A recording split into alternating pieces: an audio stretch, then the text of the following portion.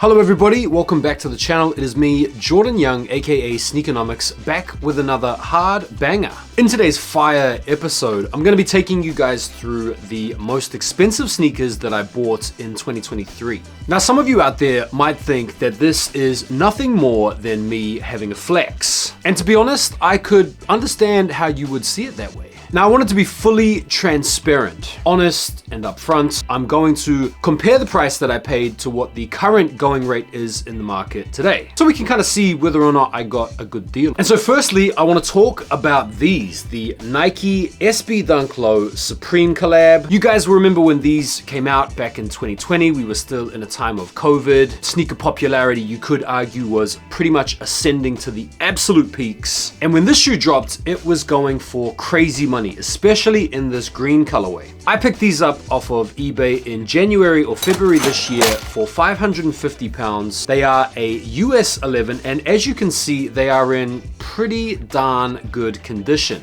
I love the shoe, I love the color, and I feel like 550 quid at the time was a pretty good price to pay for them. And checking out the prices on StockX, in this size, the lowest ask is 620 pounds, the highest bid 410, and the last sale was 471 pounds. Meaning that this shoe has definitely dipped a bit. Shoe number 2 are these, the Supreme SB Dunk Low Stars in the Bark Root Brown colorway. I bought these like 2 or 3 weeks after the green pair, and I got them off the same seller, and I paid 400 pounds for these. Similarly good condition. I feel like the previous owner had maybe worn them once or twice. I think after the green colorway, these are the next best color in the entire set. These are the only 2 colorways I have from that set. They're the only 2 colorways I really like. And 400 pounds at the time didn't seem like a bad deal at all. Looking at the current prices, they have of course gone down. The last sale was 406 pounds brand new. The lowest ask is 599 pounds. And so, to be honest, I don't actually feel like I overpaid or got a bad deal with either one of these shoes, particularly in light of the fact that I really like them both. Rightio, next up we have the Travis Scott Jordan 1 Low Olive from earlier this year. This sneaker came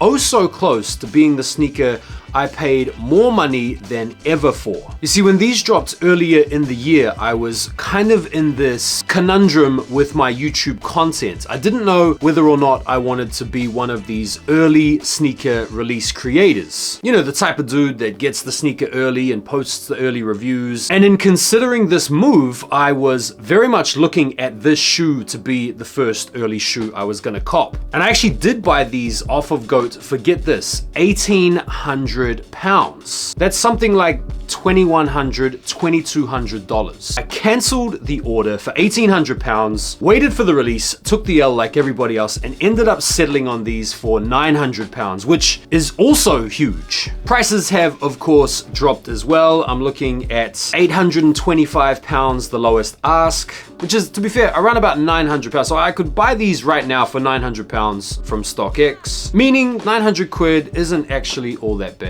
But yeah, obviously 1,800 would have been an enormous L. Next up, we have the Herms SBs. I got these back in May off of eBay for 350 pounds. I liked them so much after getting them, I bought a second pair in a slightly bigger size for 370 pounds. And to be fair, that isn't actually a bad price given the state of these in the market currently. A US 10.5 last sale on StockX, 483 pounds. Lowest ask is 600 pounds, like 700 bucks or something. And so this is one of the shoes that I paid a pretty fair price considering the market prices currently. Next up, we have the Jordan 1 Low Travis Scott OG Mocha. This shoe actually has a pretty cool story. So I bought a pair of shoes off a guy. That same shoe also features in this list. And he sent me a message saying, hey bro, would you be interested in these Travis 1 Low Mochas I've got? I said, nah, not really, because I already had a pair. The pair that I had was pretty well worn, maybe like 7 out of 10 condition. I bought them for 720 pounds a couple of years ago. And the guy was like, okay, well, do you want to make an offer? Because I'm trying to get rid of these. I was like, yeah, sure. So I threw him a low ball offer of 550 pounds and he took it. And so I didn't really want 2 used pairs of Travis Scott Jordan 1 Low OG Mochas. And so I decided to sell my pair for the price that I paid for it a couple of years ago, 720 quid. That pair sold really quick. And so I recouped that 720 pounds, paid the guy 550 pounds for these. And so I essentially upgraded my Travis 1 Mochas and got 170 odd pounds for my troubles. So an absolute W situation. In terms of the market on this pair right now, prices have actually gone up, especially for a US 11. The lowest ask for a brand new pair is over 1,800 pounds. Highest bid is close to 1,300 pounds. And the last sale, bro, like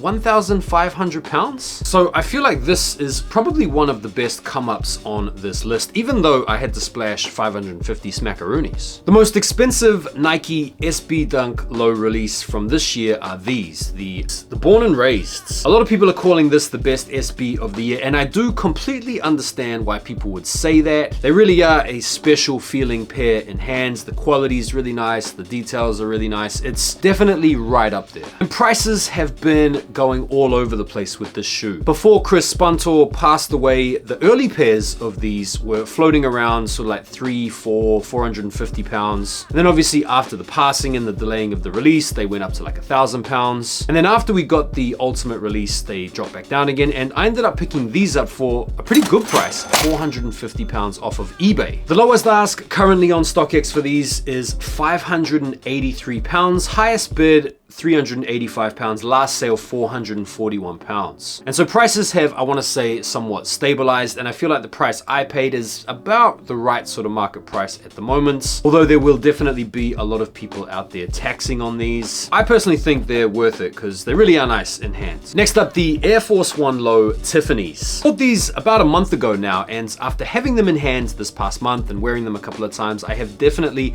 come around to them. As boring as they are really nice in hand, and the little subtle details with the silver touches and the nice quality leather definitely make up for that boring factor. I won these in an auction on eBay and I paid 520 pounds, which is about 120 pounds over the retail. Now, truth be told, they are pretty cooked. There's a bit of star loss, there's a bit of heel drag, a little bit of creasing, and so I'm not gonna try and pretend like 520 pounds for a pretty beat up pair of Air Force Ones is like a deal.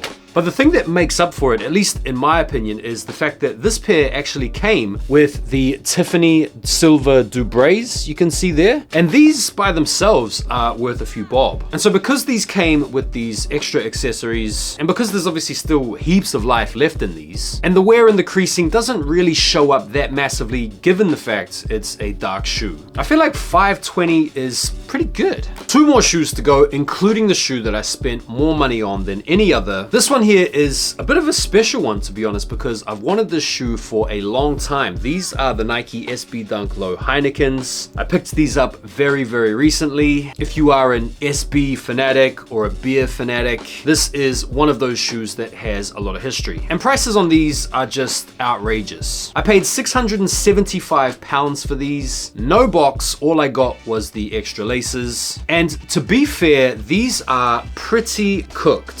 Significant star loss, bit of heel drag, bit of creasing, some stainage. But when you consider what brand new pairs or pairs that are in really good condition are going for, 675 pounds isn't too bad. These are cooked, but they're not like overcooked. There is some separation, but it doesn't matter because the outsole is stitched to the upper. And I feel like they're still presentable, like they're still display worthy. Like as I'm looking at them here, I'm like, yeah, these are magnificent.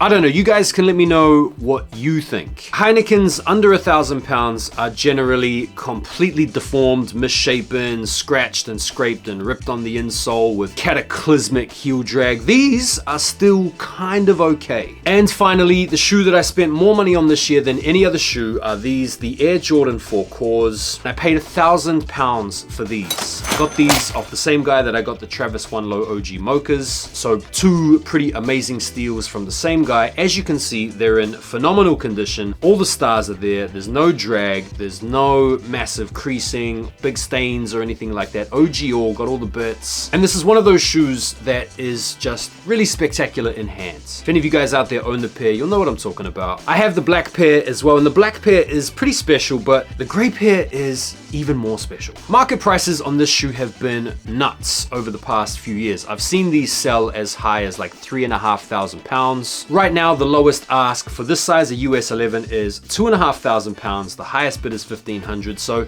prices have definitely come down a little bit, but I feel like £1,000 is still a pretty good deal considering how good a condition these are in. And there we go, that is it. Those are the most expensive shoes that I bought this year. Definitely a couple of pairs that I probably slightly overpaid for. A couple of shoes that I feel like I got pretty good deals on. Let me know what you thought down below in the comments. I always appreciate your guys' support here on the channel. Don't forget to like the video before you bounce, and I will see you guys on the next video. Take care for now, and peace!